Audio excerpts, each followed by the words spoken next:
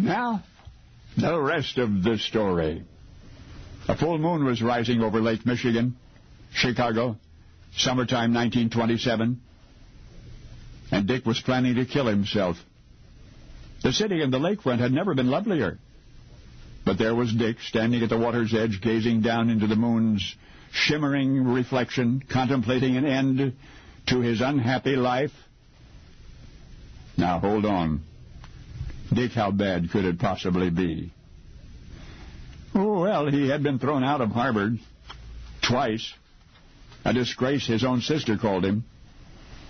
The real joy of his life was his daughter, Alexandra, but she contracted spinal meningitis, then infantile paralysis, and in 1923, at the age of 4, she was dead.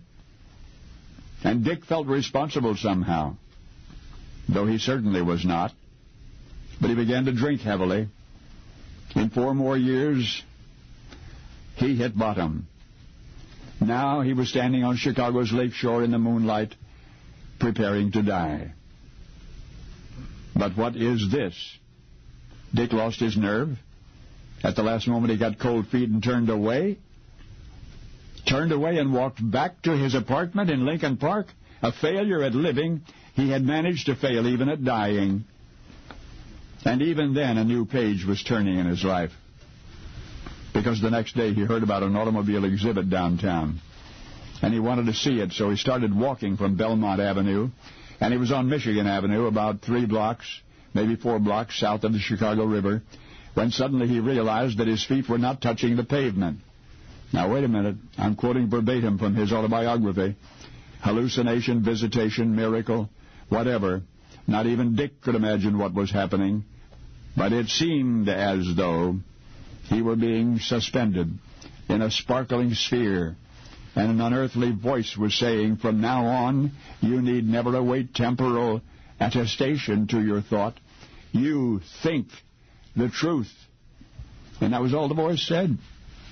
And then Dick looked down. His feet were back where they belonged on the Michigan Avenue sidewalk. The only thing certain is that whatever had happened to Dick, the results were miraculous. Because, you see, Dick's life began at 32 on Michigan Avenue. He ran home that day, and he started writing.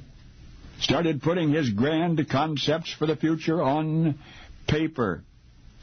His own biography, more than 80 years later, describes him as, listen to this, inventor, engineer, architect, mathematician, cartographer, philosopher, scientist, environmentalist, poet, world planner, and educator.